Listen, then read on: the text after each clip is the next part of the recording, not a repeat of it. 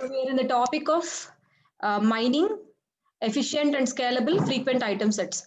And for this, we are having two methods, a priori method and FP growth. And yesterday we have discussed about a priori method. What is that a priori method? It is a method for efficient mining of frequent item sets.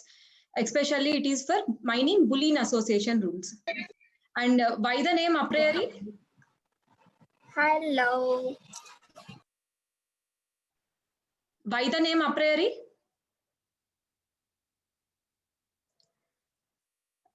Because it uses some prior knowledge. Since this a priori algorithm uses some prior knowledge of frequent items, here the name of the algorithm is a priori algorithm or a priori method, and it is a level-wise search approach, where k item sets are used to explore k plus 1 item sets. And the thing is here, finding of each frequent item set LK requires one full scan of the database. And what is the a priori property? What is the a priori principle? If any item set is frequent, all its subsets are also frequent. Similarly, if any item set is infrequent, all its supersets are also infrequent. And based on this a priori principle, we are going to enhance the process of getting frequent item sets. And in every, it is an iterative approach. And in every iteration, we are having two steps: join step and prune step. Let me tell you one thing. From this class onwards, in the middle of the class, I announce some numbers, and those numbers should respond. Whatever question I pose, those numbers should answer. Then only I will give attendance. If at all they are present in the class, they need to respond. Okay, if at all they are present, they need to respond. I randomly from 1 to 104, your roll numbers are from 1 to 104, right? So randomly I pose one, I raise some question and I raise some number, and that number has to answer that question. So from this class onwards, listen carefully. Okay, here what is the property of a priori? All non-empty subsets of the frequent item sets are frequent. Also, it can also be known like all if the item set is infrequent, then all of its supersets are infrequent. And this property comes under the property of anti-monotone. This is also called as anti-monotone property. And in each iteration, we are having two steps: join step and prune step. So what is the functionality of join step? In join step, we are joining for generating CK candidate item sets. We need to join LK minus 1 with itself. That is the join step. And in prune step, all infrequent items are filtered out, and finally LK is generated, which consisting of only frequent item sets. And here is the example we have considered in the last class.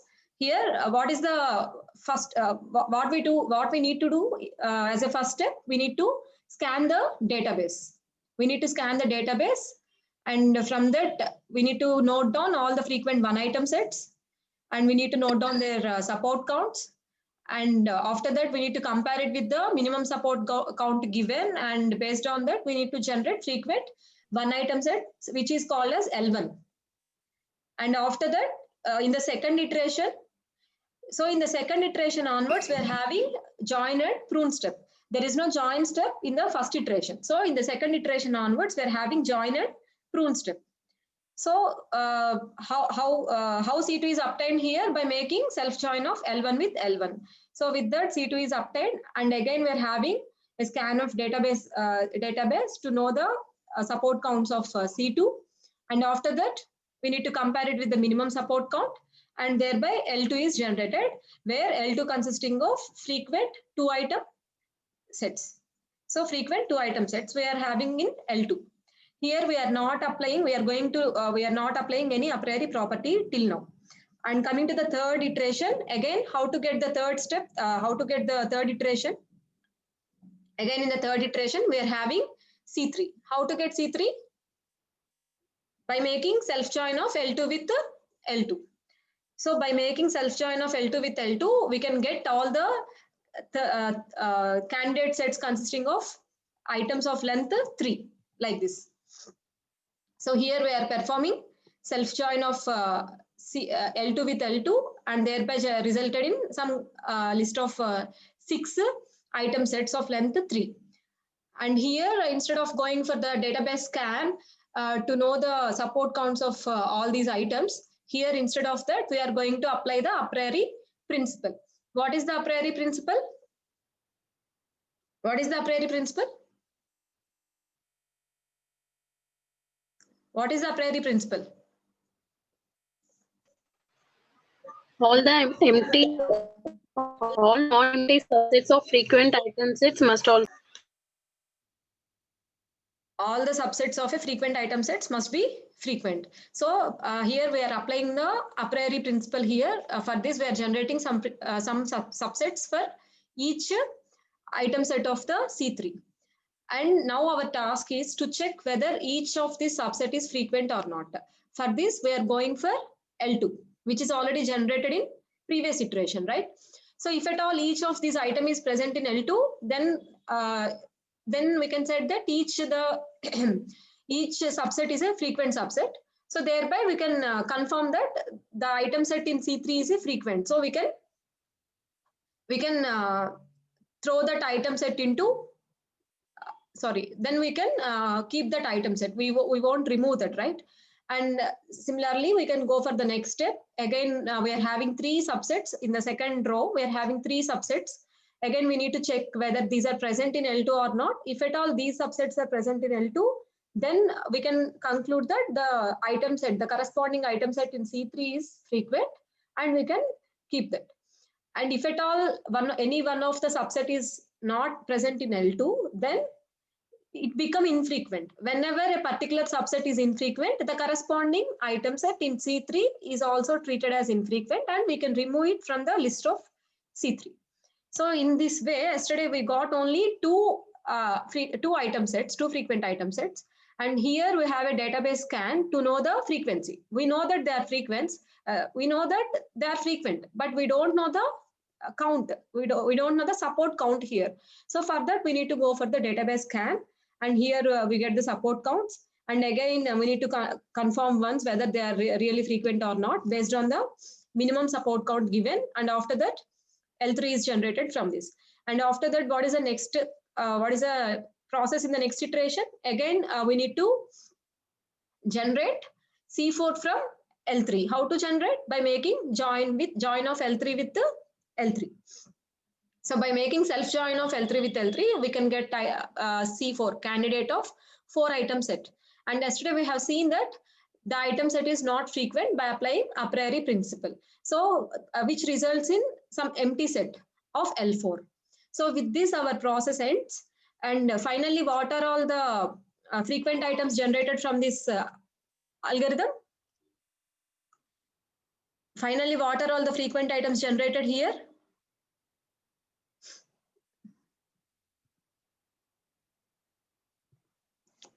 So frequent items generated are L is equal to L1 union, L2 union, L3. Where L1 consisting of what? L1 includes frequent 1 item sets, and L2 includes frequent 2 item set, and L3 includes frequent 3 item sets. So all these are belongs to L, where L is the list of frequent item sets generated from the database D. So this is the example explaining the a priori procedure. And let me go through the pseudocode, which explains the a priori principle. This is also you need to know to answer the exam. Next here, just observe this pseudocode explanation. I will ask some questions from this.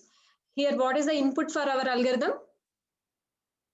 Input is a database of transactions, and along with that, we have some minimum support count. In our example, the minimum support count taken as 2. In our example, it is taken as 2, and the output is L. What is L? List of all frequent items in the database D. And here is the method. And initially, there is no join and prune steps in the first iteration. That's why we have directly writing the first iteration. What is that? Generating frequent 1 item sets from the data set. and place that items in L1. So our first iteration is over with this, and now we are moving to the second iteration. So from the second iteration onwards, we have to repeat the same process of generating, same process, including the steps join and prune, including the steps join step and prune step. That's why I have started the iteration at k is equal to 2. Why? Because one step is already over there. Now we are in the started the loop from the second step onwards, second iteration onwards. That's why I'm taking k is equal to 2, and this process should be repeated until a null set is generated. We already know that, right? So this process is repeated until a null set is generated. And after that, what to do for the first iteration? In the first iteration, for suppose consider the same example which we have performed earlier. If this is the iteration, so in every iteration, what to do? We need to generate some candidate item sets. So these candidate item sets are obtained by making self join of some L2 here. For this example, we need to perform self join of L2 with L2, right? Like this. So here the first step is to generate a candidate item set CK. So for this, here we have a method a priori gen. It takes the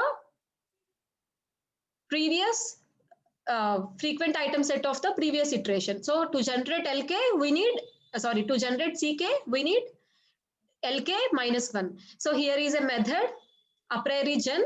Here the method is mentioned here. So from here to here, we need to jump to this position. Here is the method definition. We will go through that later. So here is a priori generation function.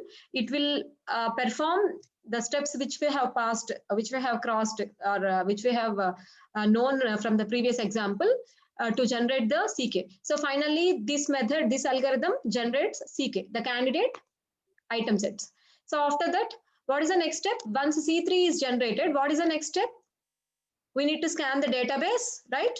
We need to scan the database, and we need to write down all the support counts. We need to scan the database. We need to write down the support counts. So for this, we need to observe each transaction of the database. So here is the next step. For each transaction, T belongs to the database. So we need to observe each transaction of the database, and we need to observe that whether the candidate item set is present in the database or not. So that's what here we are searching for, whether is there any candidate item set present in the transaction T of the database. If at all an item is present, then we are going to increment the count. Otherwise, no need to increment the count for it. So after that, after getting all the counts, what to do next? We need to generate frequent item set. So how to generate frequent item set? We need to compare the count with the minimum support threshold. If at all it satisfies the threshold, we can add it to the set L3. That's what here we are doing. Here we are adding it to the set of LK only if it satisfies the minimum support threshold. Okay, and after that, this procedure is repeated for all the iterations until a null set is generated, and after that, union of all frequent item sets are returned as a result. Now coming to the methods a priori generation. So what is the overall output from this method? Where is the function call? Here is the function call, right? Here is the function call. Here we call the a priori generation method, which takes input as LK minus 1. That means the frequent item sets from the previous iteration, and process something and result the candidate item sets. So that thing we need to do in this function. So here what to do? We need to take LK minus 1. In this function, we need to take LK minus 1 and perform some self join of items from LK minus 1, and we need to generate some C. Here some C is generated like this. In our previous example, some C is generated. For example, this is our CK. For example, this is our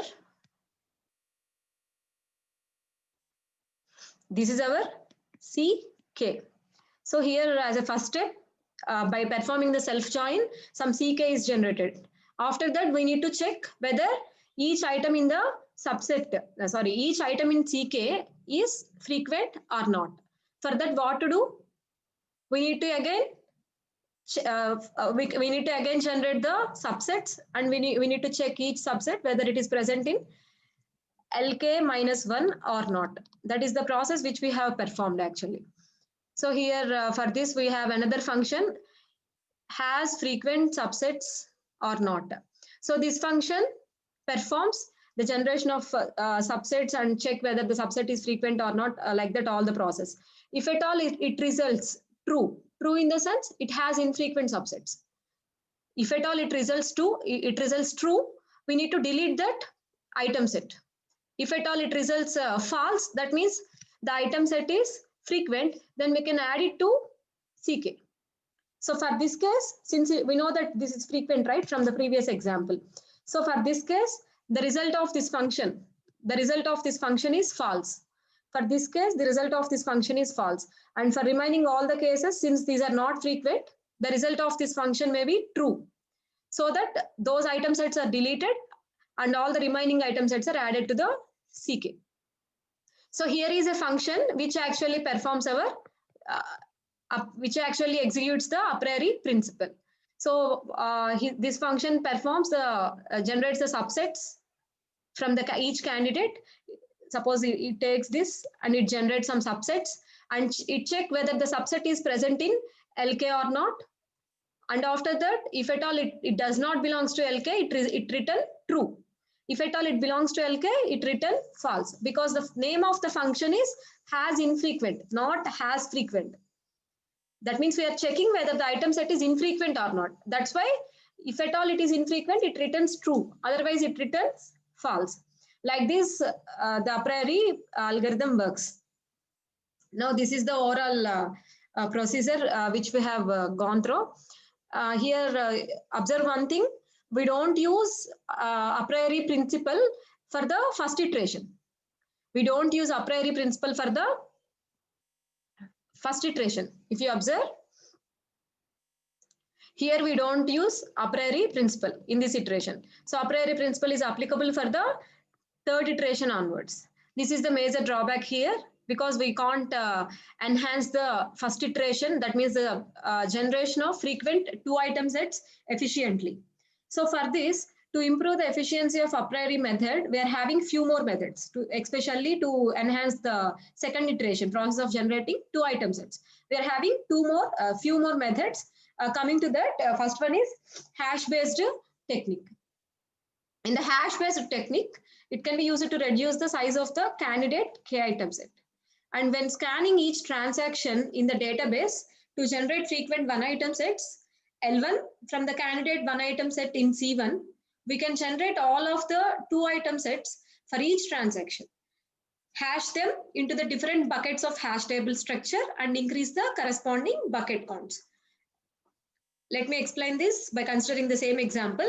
Here, what they are telling is in hash-based technique, while we are going through the database scan for the first time to generate all one item sets, at the same time, what we need to do is we need to observe each transaction and generate two item set from that transaction.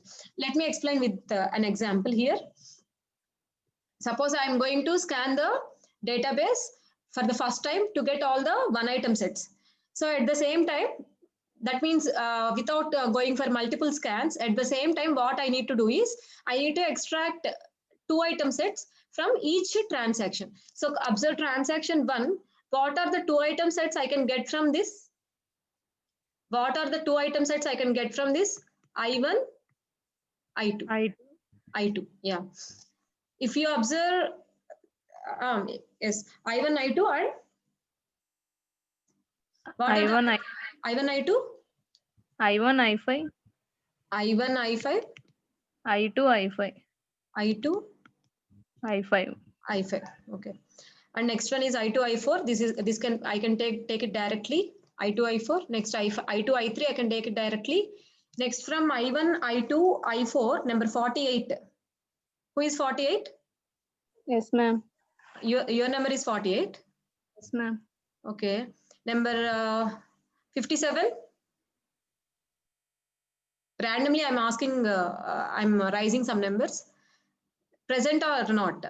If at all you are not present, I will note Yes, down. ma'am. Yeah, 57. What's your name? Ramya Krishna, ma'am. Ramya. Okay. What are all the two item sets from this item set? I1, I2, I4. I1, I2, I1, I4, I2, I4, Wait. I1, I2, I2, I4, I1, I4, I2, I4, I1, I4. I1, I4. Okay. So all these are the two item sets I can get from this. And this one I can take directly, and this one I can take directly. This one I can take directly. And from this number 8,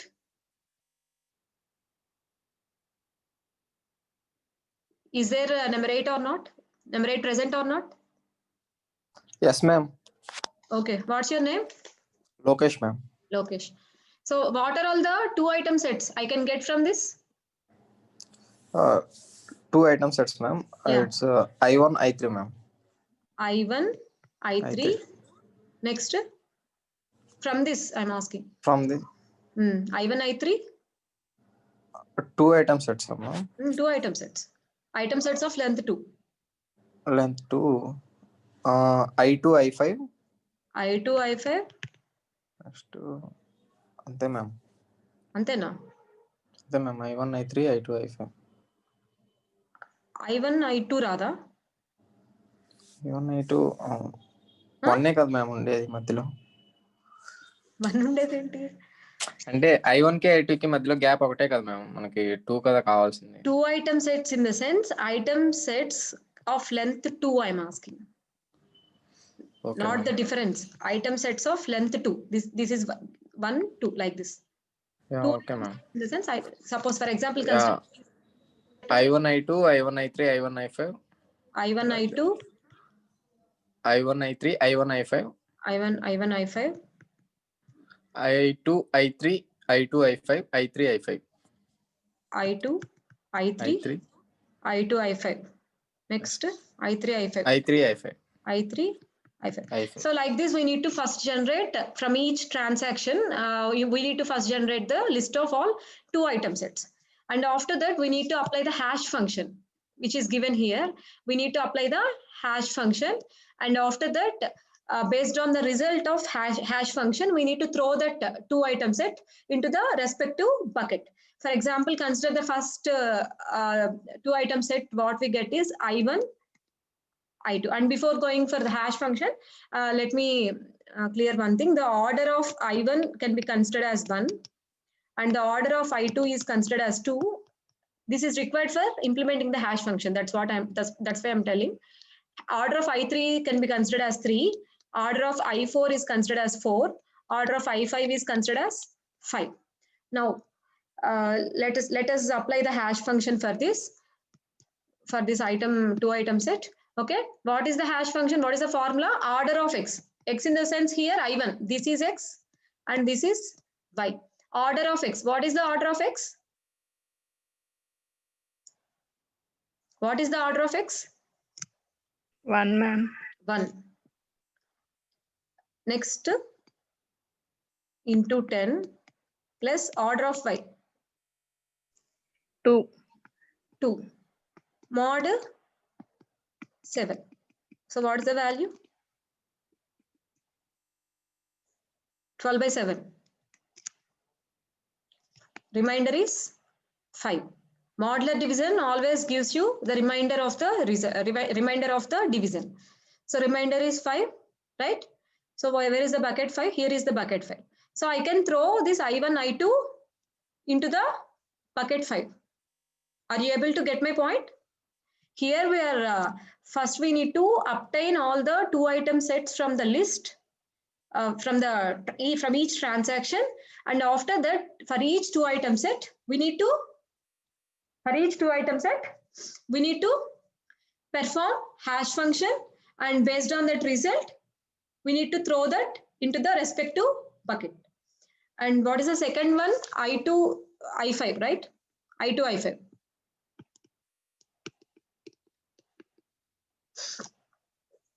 Number 84. 84 absent.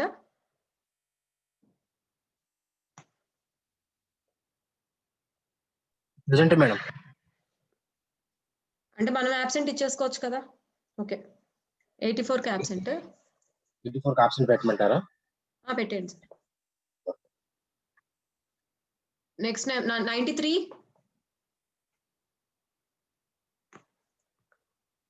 Okay, 84. I'm giving you one more chance.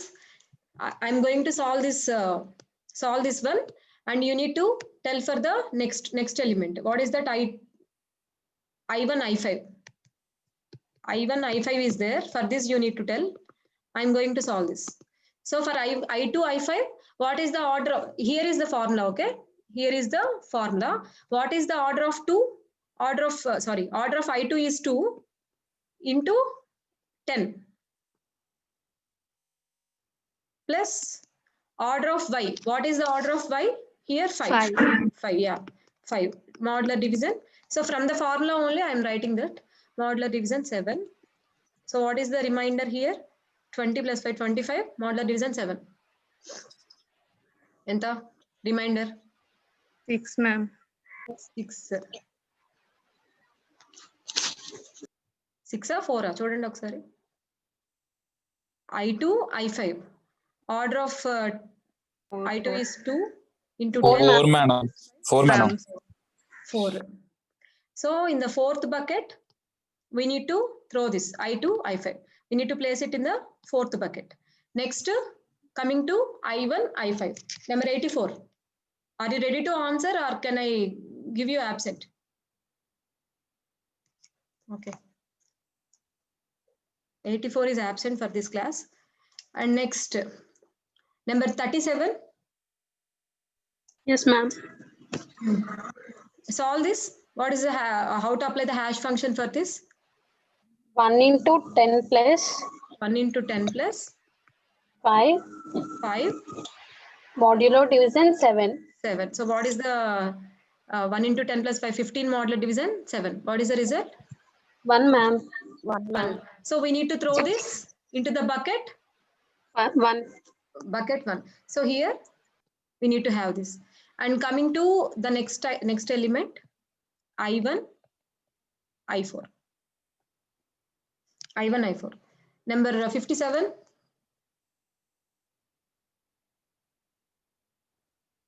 Number 57.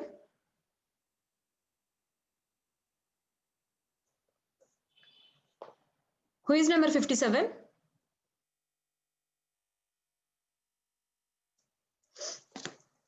Okay, 57 is also absent. Next number 102.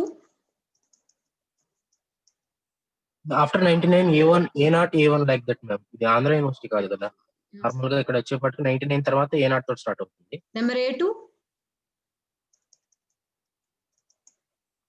Number A2.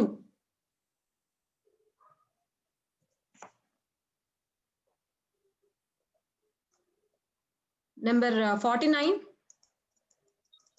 Yes, ma'am. Yeah. So for this class, 84, 57, A2 are absent. So number 49. Ma'am. Ma'am, 57 present, ma'am. 57. Respond అవ్వలేదండి, నేను పిలిచాను కదా మధ్యలో. Hello. I'm not able to hear your voice, ma'am. Still from the starting of this class, right? Hello. Still from the starting of this class, you are not getting my voice? Hello, ma'am. I'm not getting your voice, ma'am. Manas sir, are you able to get my voice? Yes, ma'am. Maybe the problem is at your end. Please resolve it. మా 57 మీకు starting నుంచి voice రావట్లేదు, ఇప్పుడు రావట్లేదా? Hello. Sir, maybe the problem is at her end, maybe. Okay, next number ఏం call చేశాను నేను? 84, A2. So solve this. 1 into 10 plus 4 modular division 7. Plus 4 modular division Modular 7. 7. 0, ma'am. 0. So it belongs to the bucket 0, I1, I4. Next, this is the last attempt. Again, I3, I5. Do it for I3, I5. Same number, do it for I3, I5. 3 into 10 plus 5 modular division 7. Wait. I2, I3, I5. 3 into 5, 3 into 10 plus 5 modular division 7. 0, ma'am, remind. 3 into 5 plus 3 into 10 plus 5. Modular Modular division. division Remainder 7. is 0. So it is also thrown into the same bucket. And after that, after doing all the entire process of throwing 2 item sets into the respective buckets, we need to simultaneously we need to increment the bucket counts based on the length of the items in the bucket. And after that, we need to compare each bucket count with the minimum support. So if at all it satisfies the minimum support, we can identify that the item present in the particular bucket is a frequent item. So here it satisfies here it seems all buckets are satisfying just observe the bucket counts. So since all bucket counts are greater than or equal to 2, it seems that all buckets are satisfying the minimum support. So we can conclude that all items are frequent. But observe one thing, here 2 items, I1, I4 and I3, I5 are different items with the counts 1 and 1, right? They are repeated only one time. But unfortunately, they are thrown into the same bucket 0 because of this hash function. So we need to observe that also. In rare cases, we are getting this. So here, these are considered as infrequent. So we can remove this from the list.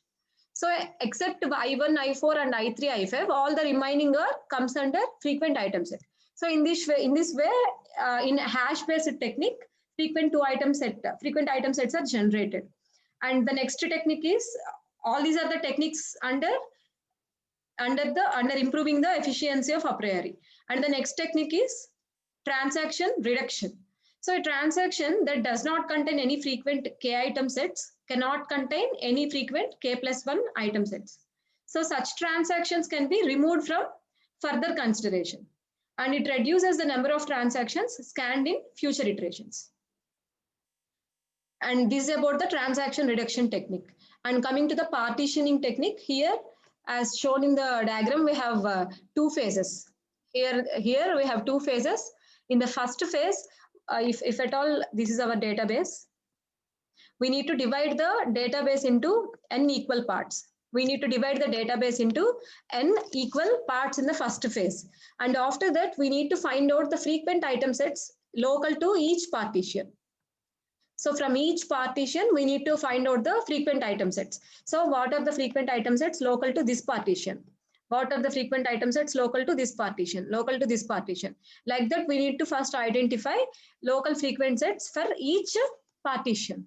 And after that, we need to combine all the frequent item sets from all the partition. Frequent item sets which are generated locally to each partition. And this can be done in the first phase, and this requires one scan of the database. To identify the local frequency, we need to scan the database one time. It completes the first phase. And in the second phase, we need to, from this list of generated local frequencies, we need to again going for the second scan of the database, and we need to generate the global frequent item sets, which forms the frequent item sets present in the entire database. So why we are again generating the global frequent item sets means the local frequent item set, that means the item set which is frequent to particular block may not be frequent for the entire data set D, right? If suppose you have you have 2 sections, I think, section A, section B, final year, section A, section B. If suppose candidate X is there and he is topper of this class, and candidate Y is there, he is topper of this class, and we can't tell that X is topper from the overall final year students, because he may get here some 80 marks, he may get some 90 marks here, Y may get 90 marks and X may get 80 marks, and the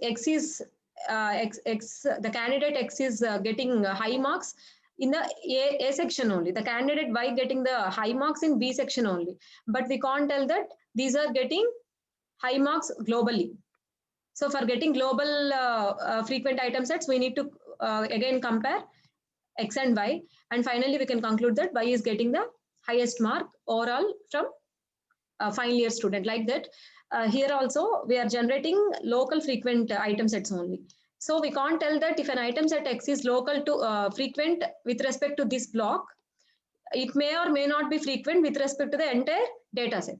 That's why again what we need to do is we need to club all the local frequent item sets, and again we need to check whether they are frequent or not globally. That means with respect to the database. So for this again we need to have another scan of the database. So like this partition method includes 2 scans of the database.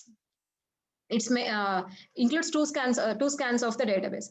And here, the support count which is given to identify the frequent item sets from overall database. If suppose here is the support count, some minimum support is given for us to calculate the frequent item sets from overall database.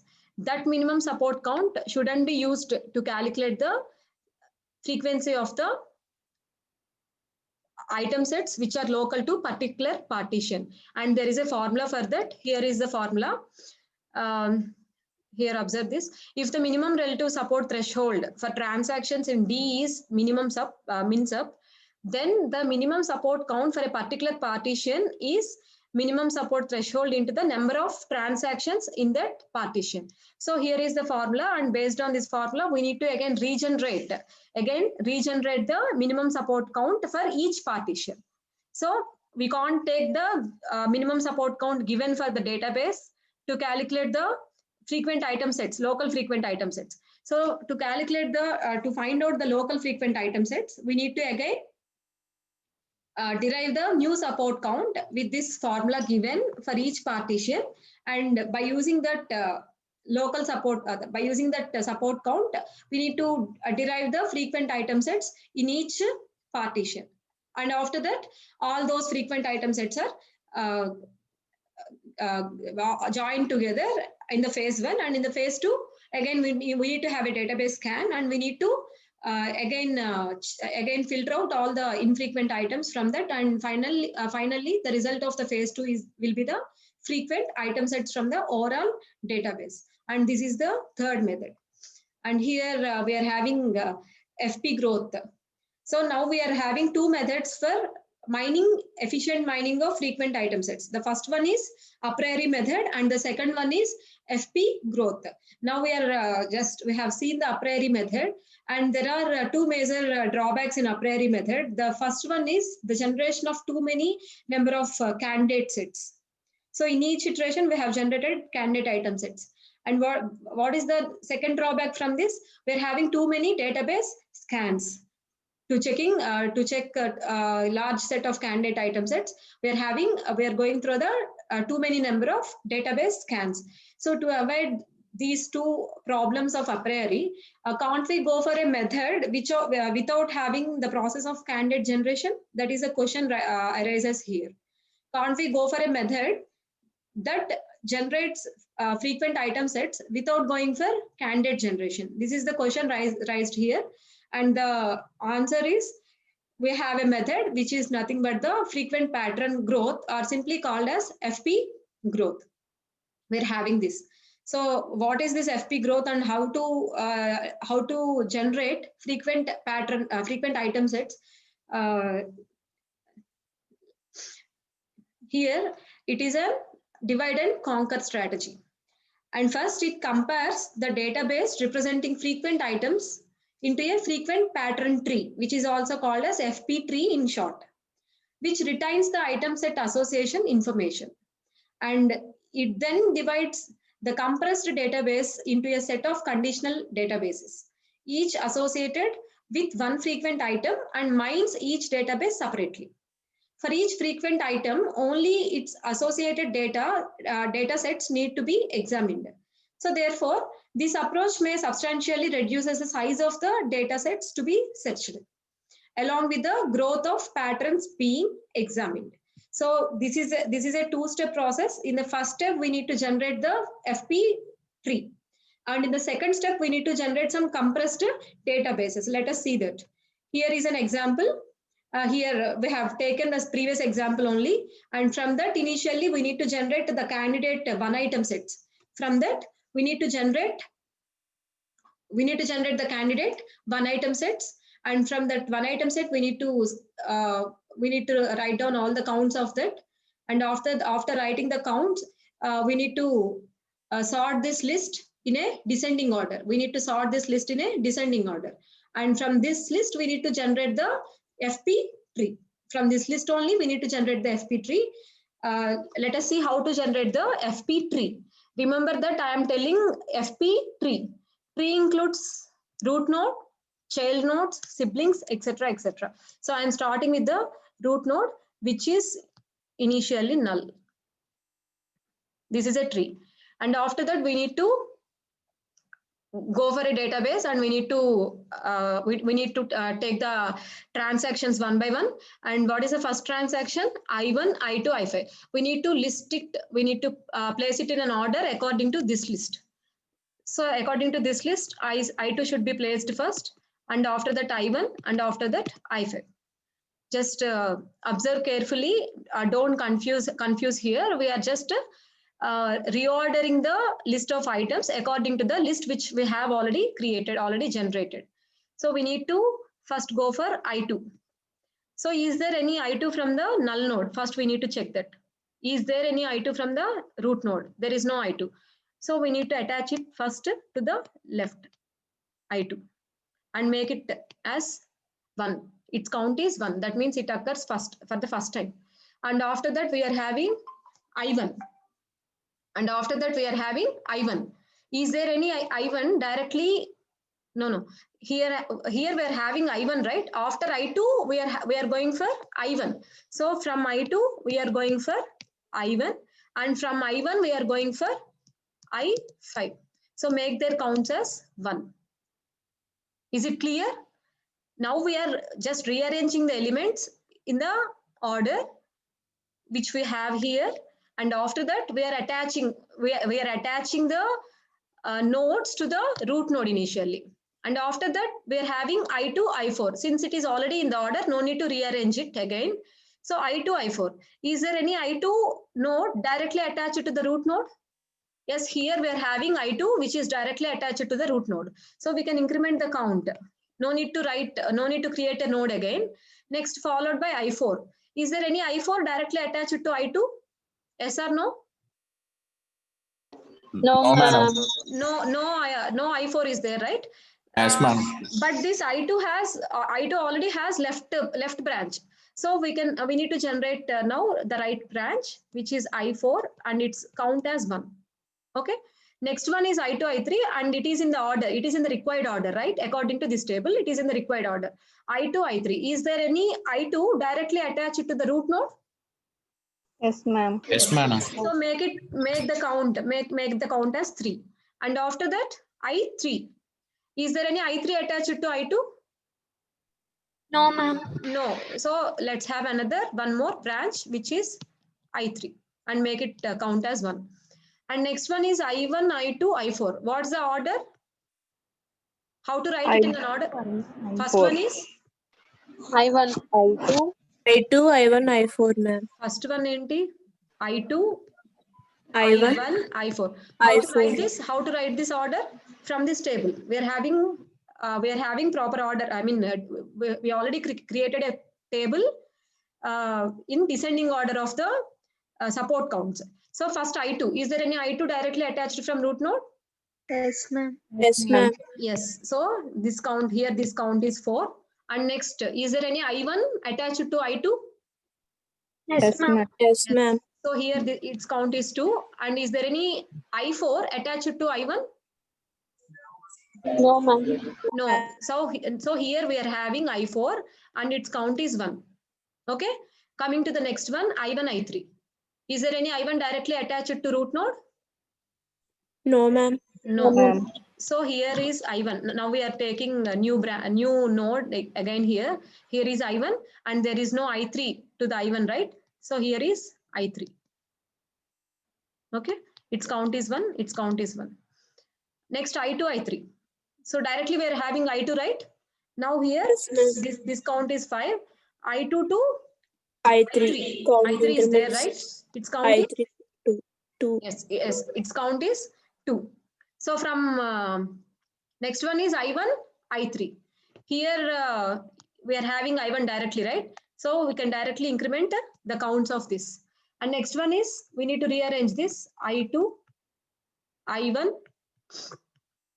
I3, I5. So I2 is there, right? Directly we are having I2. Make it fast, ma. Time is about to close. So where is I2? Is directly we are having I2, right? So here we need to increment this count as 6 from I2 to I1. Where is I1? Here is I1 here. Again, we make the count as 3. Again I3. So we need to draw I3 from this and make it as 1, count 1. Again I5. Here we are having I5 again and its count is 1. And next one is I2, I1, I3. Okay, again I2. So here is I2 directly we are having. So its count is finally 7. Next I1. Here we are having I1, its count is 4.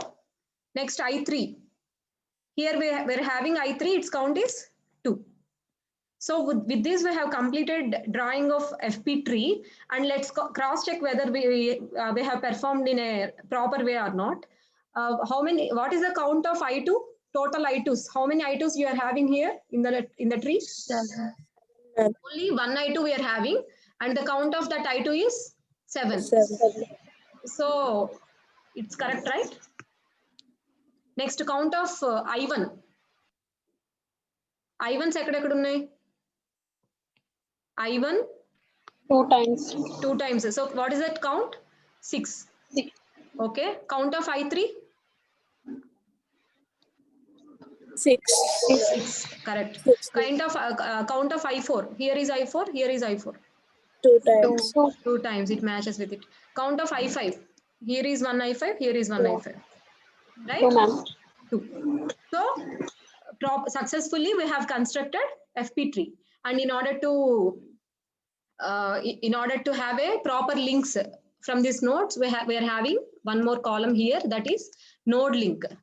Here is the FP tree we have constructed, and here is the one more column which is called as node link. So with the help of this node link, we can have some links to the nodes. Suppose this is I2, we are having link to the I2 directly. This is only for easy identification. Here we are having I1, we are having link to the I1, and from this to this we are having one more link. Like this, using the third column node link, we are having links to the all nodes, which is helpful for us to easy identification of the nodes. So with this, the construction of FP tree is completed, and in the next class, I'm going to tell the second part of the FP growth, which is nothing but the construction of some sub-pattern basis. Okay, and I'm going to end this class. And if you have any doubts, you can interrupt me in the middle of the class. No problem. Okay, and in the next class, after completion of FP tree, I will give you the assignments. Okay, is there any doubts? So I'm going to end this